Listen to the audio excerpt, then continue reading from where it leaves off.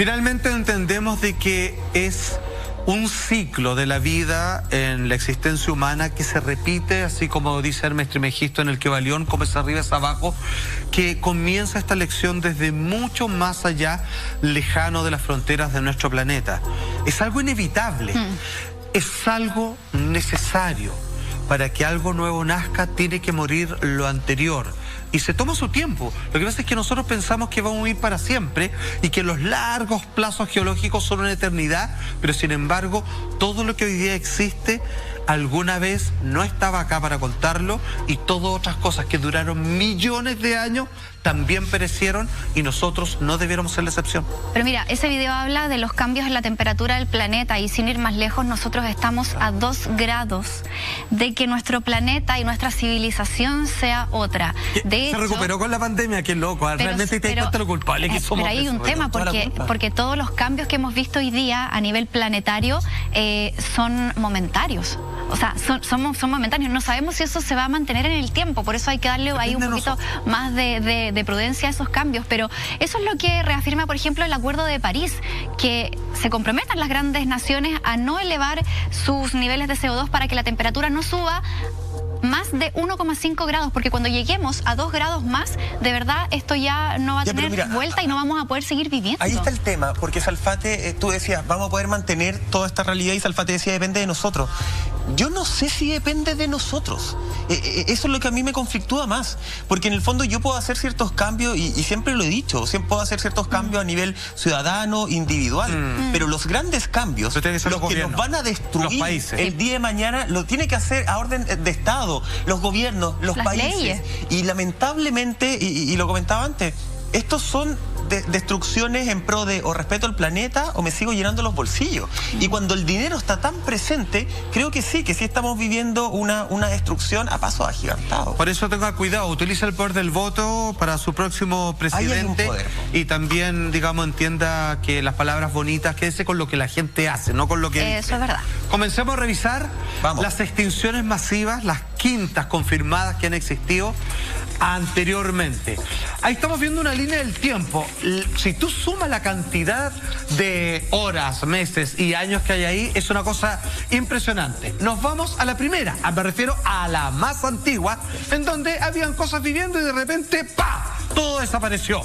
La primera gran extinción también se le conoce como la extinción masiva del Ordovícico silúrico. Ya te voy a explicar por qué. Sucedió hace, afírmate, 443 millones de años.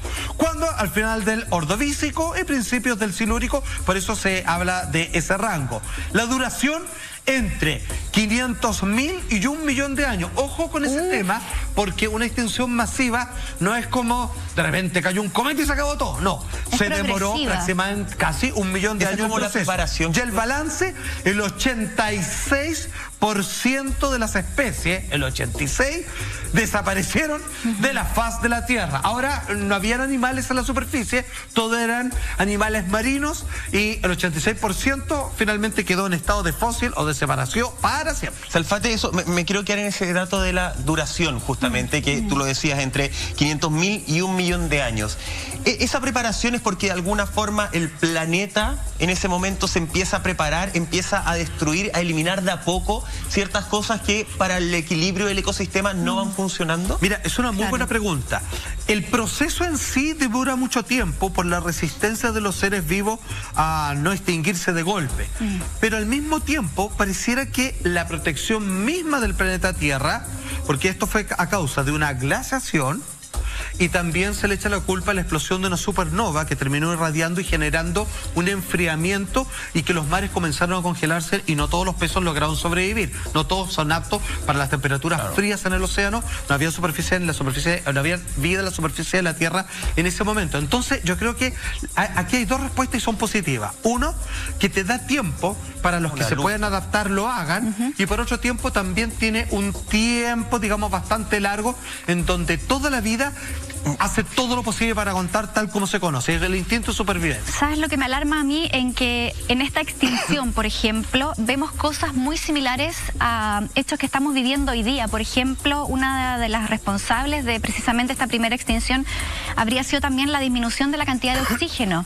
Producto de la día, claro. Exactamente, y hoy día, o sea, dentro de los últimos 50 años, las áreas de océano abiertas en la que falta el oxígeno, ahora, año 2020, se ha cuadruplicado. O sea, ya estamos viviendo esta falta de oxigenación que tienen los océanos, que es tremendamente importante porque la mitad del oxígeno que nosotros respiramos viene precisamente del océano. ¿Cierto? Y nosotros no le tomamos el peso a eso. Claro, la gente a veces se extraña de dónde vienen las nubes, ¿eh? Tiene que ver entre gran parte de cómo el sol calienta y evapora tal como una olla que no la pone a hervir, la cantidad de agua que hay en los océanos que no nos puede faltar y con todos esos minerales, a propósito no solamente del sodio que contiene, comienza a esparcir. Mira, está muy bien pensado. Se genera el calor, la temperatura suficiente para que haya una nube, que la nube, a diferencia del agua, pueda meterse en tierra firme a través del cielo y que luego riegue las plantitas. Entonces, y que eso le sirve a los animales. Está muy pensado, sino en realidad nosotros somos la única cosa que va atornillando al revés todo el rato. Y que no nos queremos adaptar, porque tú decías justamente ya... Y tenemos la inteligencia para entender esto y hacer el adapte. Sí, pero la inteligencia, sabéis que queda un poco en duda, trayéndolo a la actualidad. Justamente el otro día veía unas imágenes de las dunas de Concón, por ejemplo, que subió un portal. Bueno. Es increíble. No, es terrible. La cantidad de mascarillas, la cantidad de guantes, de suciedad que existe justamente. Entonces uno dice, a ver, tenemos la capacidad, podemos analizar, podemos hacer un pensamiento crítico y no lo realizamos. Pero mira, y queremos la comodidad siempre. Entonces, claro, acá hay animales que sí se adaptaron. Nosotros somos un animal que no nos queremos adaptar. Pero yendo a esa misma contingencia, precisamente científicos dicen que de aquí al 2050 ya no van a haber peces en el océano, precisamente por la contaminación y también por la sobrepesca, que es otro tremendo tema. Tenemos la segunda extinción masiva, la otra que fue hace 400 millones de años.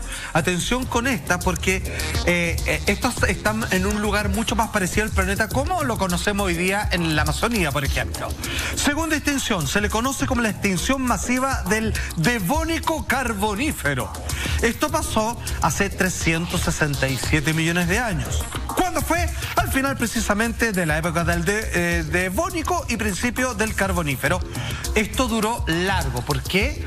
Porque había mucha más cantidad de sustancias, especies y criaturas unicelulares que estaban bien en el planeta, que hicieron todo lo posible para aguantar. La batalla. O sea, imagínate, el periodo que duró esta extinción fue de 3 millones de años. Ojo, uno a veces habla de 3 millones de años y parece, no sé, poco, pero es una tremenda cantidad de tiempo. Imagínate que Chile con suerte tiene 200 años. La prehistoria, o sea, desde que el hombre de las cavernas comienza a escribir sus libros, y tenemos un rey, tenemos un pueblo, eso tiene como 15.000 años, más o menos. Imagínate esto, que tiene 3 millones de años de proceso, por eso, nosotros somos un pestañeo, si realmente no somos nada. No alcanzamos ni para el pestañeo. Para nada. Y aquí también fue bravo, porque se consumió el 82% de las especies vivas, como los trilobites, digamos, y otras cosas que hoy día se conservan en los museos. Oye, es de verdad impresionante las cifras que tú nos das. Hay las causas de esta extinción. Ya, es bien interesante lo que pasa acá por la cantidad excesiva de consumo del oxígeno que hubo de parte de otros seres vivos. Por ejemplo, aquí, como puedes ver, hay una gran diferencia con lo anterior. Hay plantas. Claro. Al haber plantas, tienen que tratar de entender cuál es su sistema de supervivencia. Mire, imagínense, quiero que usted entienda lo siguiente. Nosotros somos una máquina muy bien pensada. Entre otras cosas, nosotros somos capaces de sobrevivir. Los seres humanos, me refiero a uno de los venenos más potentes que hay. ¿Cuál? El oxígeno. Tú cortas una manzana y esperas 2 minutos y se va a poner amarilla. Eso está muriendo a una velocidad extraordinaria. Nosotros nos morimos porque nos oxidamos. El producto es lo mismo. Pero aún así aguantamos 70 años promedio. Nos hemos adaptado. Eso es lo que hicieron las plantas, entre otras cosas, que lograron hacer fotosíntesis y junto con ocupando digamos, todos los desechos, como el anhídrido carbónico, terminaron generando atmósfera para que después de las plantas existieran animales más complejos complejos como los mamíferos. Pero nos adaptamos. Está muy bien pensado. Pero nos adaptamos biológicamente. Claro. Producto de los desastres. Pero no nos adaptamos justamente desde el pensamiento. Yo creo que el problema es cuando llega el pensamiento. Ahí quedó la escoba. Bueno, pero también tenemos una tercera extinción que tiene que ver con los volcanes. Bueno, Chile sabe harto de esto porque esto que fue hace 251 millones de años, esta extinción masiva del Pérmico al Triásico, final obviamente de ese rango de periodos, duró esto 1 millón de años. Créeme que ahí sí que nadie quería vivir porque era aquí los terremotos y los volcanes estaban a la orden del día. Tan así, para que quede claro, que aquí la cantidad de especies que desaparecieron fue el 96%. O sea, esta es la más devastadora. Esta ha sido la más devastadora de la historia. Por lejos. Porque incluso, por ejemplo, si yo pongo como ejemplo el volcán Chaitén, que su fumarola, digamos, sus desechos tóxicos, como los que estamos viendo ahí, ya incluso pasaba en Argentina, que cancelaba vuelos, son cosas menores hoy en día. Lo que pasa es que eran todos los volcanes, imagínese usted funcionando al mismo tiempo, cubriendo el planeta como si hubiéramos una contaminación atmosférica de tal punto que no entró la luz del sol, todo se enfrió, quedó todo así, pero acidificado el aire, se murieron las plantas, los pocos intentos de animales que querían aparecer por ahí, se contaminó el océano, quedó la patada. 96% de todo lo que se considera hoy día vivo terminó por morir. Ojo, era tan feroz el nivel de los volcanes que, entre otras cosas, nunca se va a olvidar que me enseñaban en el colegio, los terremotos. Por ejemplo, el volcán más grande registrado, el de Valdivia, en el año 60, que un 9,5. Mira, me voy a tirar el chancho porque en realidad no lo sé, pero me acuerdo que de algunos números que se hablan. Los terremotos que eran así como a cada rato, eran como de 25 grados, una cosa. Mira, para que tú entiendas, la cordillera de los Andes, que va de Venezuela, ¿cierto?, hasta la Antártica, eso lo crearon los terremotos, vale decir, tú cuando ves mira, uy, qué imponente, altas montañas, eso es una tierra plana. ¿Cómo serían los terremotos que llegaron a levantar el suelo hasta del porte de la cordillera?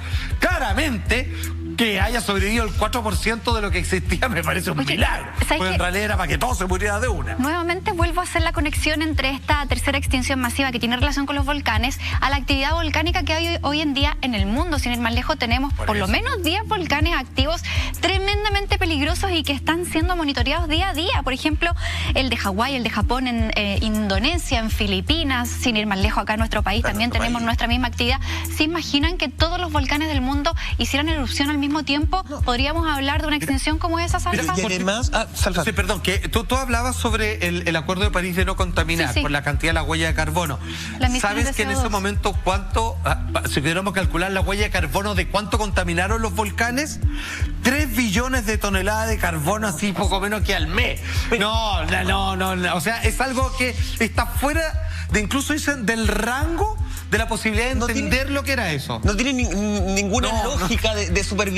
El infierno es la Tierra, eso es. Se mezclan los volcanes, se mezclan los terremotos, la contaminación atmosférica, no hay sol. Pero de inmediato yo me pregunto, ¿cómo en esa realidad, en ese escenario, en ese contexto, tú dijiste que muere el 96%? Sobrevivió el 4%. ¿Qué pasó con el otro 4%? ¿Cómo sobreviven? Ok, ¿sabe cuál es la explicación científica de cómo sobrevivieron? No. Por suerte. Absolutamente, mira, no lo crees, mira, atención con lo siguiente. A ver. Cada una de las grandes extinciones promovieron nuevos comienzos, nuevas eras de experimentación biológica, donde la vida probaba sus prototipos, aprendiendo de sus errores en un cambio sin fin.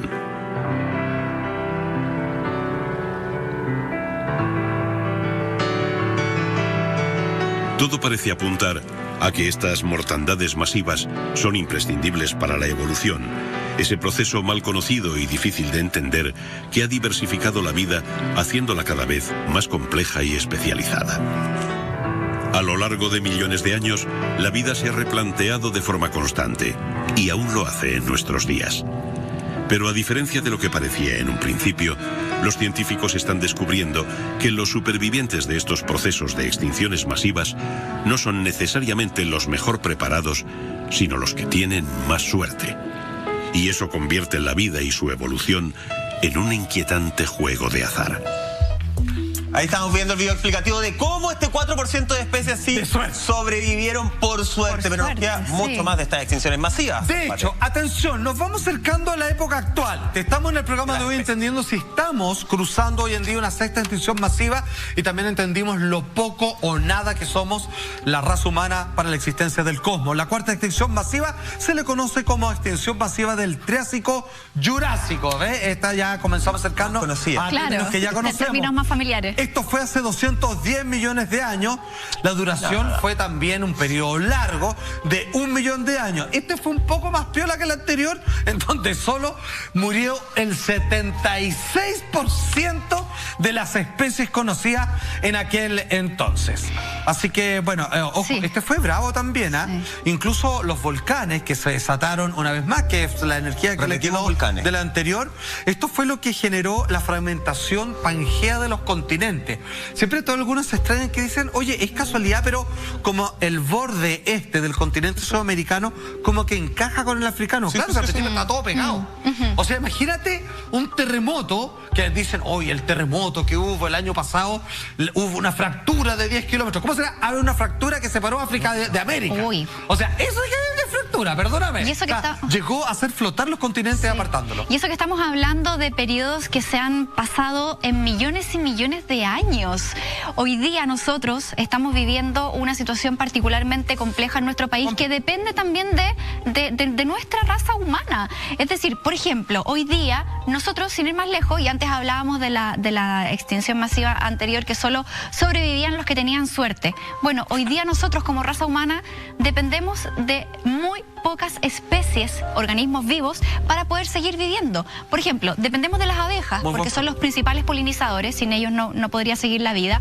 Dependemos también del plancton, que además de ser el alimento de los peces, es el que genera el 50% del oxígeno, que era lo que hablábamos anteriormente, y también dependemos de los murciélagos, nuestros queridos amigos murciélagos que nos tienen en esta pandemia, o así al menos nos han querido hacer creer que los murciélagos han sido los culpables, pero sabemos que los culpables claramente es el ser humano. Los murciélagos no tienen nada de más. ¿Y sabes por qué los murciélagos? Porque van transportando muchas semillas y son capaces de reforestar. Términos que hemos ido también hablando durante todo este programa y vemos la importancia hoy día. Es que está todo conectado y la importancia hoy día de que tomemos conciencia que depende de nosotros de que esta no sea la sexta o séptima extinción masiva. Está en nuestras manos revertir eso también. Abejas y murciélagos que están justamente en peligro, que no les hemos cuidado absolutamente para nada. Hay una quinta extinción también masiva. Esta es conocida, esta es la que tienen más claro la mayoría de la gente y oficialmente es la última extinción masiva anterior a la que todo parece indicar. O sea, está claro que es para entender que la Tierra no nos quiere mucho, parece que somos un proyecto fallido o algo así. Quinta extinción masiva se le conoce como la extinción masiva del Cretácico Paleógeno. Esto pasó, como bien decía la película de Steven Spielberg, hace 65 millones de años. Un poquito. No se conoce la duración exacta de este evento, o sea, cuánto duró el proceso de extinción, pero aquí desaparecieron el 76% de las especies. Bueno, entre eso, los dinosaurios. Ojo, que menos mal, porque el ser humano todavía no existía, pero la verdad es que contra los dinosaurios no teníamos ni una oportunidad. Bueno, a todo esto para que sepan, cuando juntan así como los carnívoros con los dinosaurios, o sea, hay una separación de decenas de millones de años, así que eso nunca pasó. Los picapiedras no es historia. Los mamíferos y ciertos animales más complejos como los mamuts, los tigres de dientes de sable, melodones y todo lo demás, sí. Pero ojo, bueno, está ese famoso cráter, ¿cierto? Ahí en Yucatán, en México, donde se le echa el culpable. Hay otras teorías, pero la que tiene más asidero es que esta extinción masiva fue por un agente exógeno.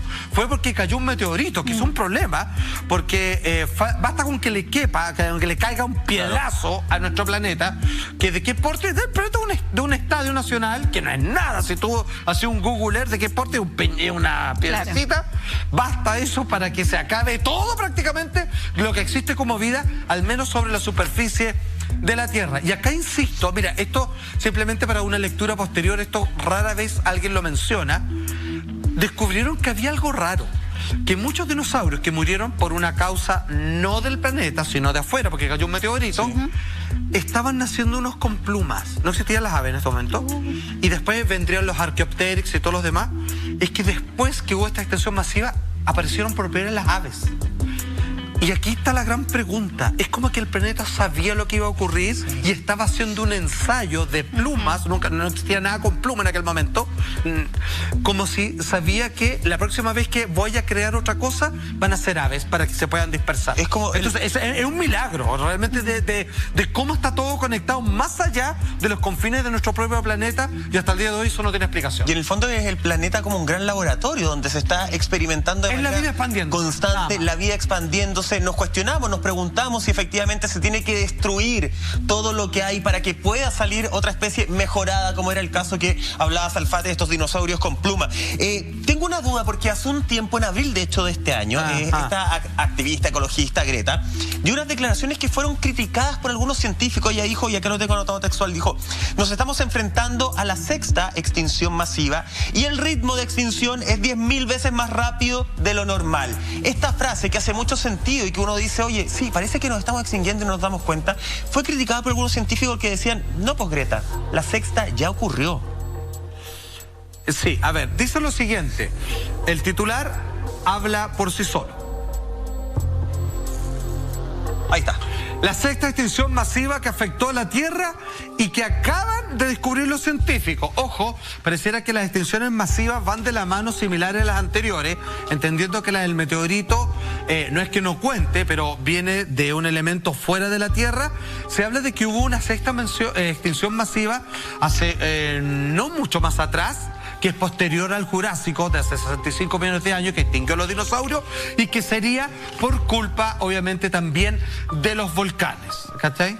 Oye, los volcanes estarían entonces, esta quedaría en la 3ª posición, de alguna forma, en la línea de tiempo. Y estamos hablando de que, bajo esa lógica, y corríjame si me equivoco, serían 3 extinciones seguidas, producto de los volcanes. Exactamente, y entendamos que es conocido como la fuerza destructora más potente que tiene el planeta, que es inigualable a la más grande bomba atómica que ha generado jamás la raza humana. En el fondo es el núcleo de magma triturándose, partiendo la Tierra y saliendo así con una fuerza inusitada, que lo único que quiere, además de ser tremendamente inestable y impredecible, es de abrirse espacio. Es un tubo de escape, o sea, me refiero, es casi como que la Tierra dijera así como, libre soy, libre, o sea, es como un descargue emocional. A todo esto, yo creo que no es menor, aprovecho de decirlo, ya que de a poco se van entendiendo cuáles son los vínculos, relaciones de ciertos voceros mundiales, dada el tremendo vínculo de los millones de dólares, digamos, que gana Greta Thunberg. Sería bueno, digamos, nunca más sus dichos y la explotación que han hecho de parte de esta niña con un síntoma mental muy particular, es que no la ocupemos más de referente por la explotación y para quienes obviamente trabajan sus discursos. No tengo yo por lo menos nada que decir más de Greta Thunberg, no me interesa lo que tenga que decir.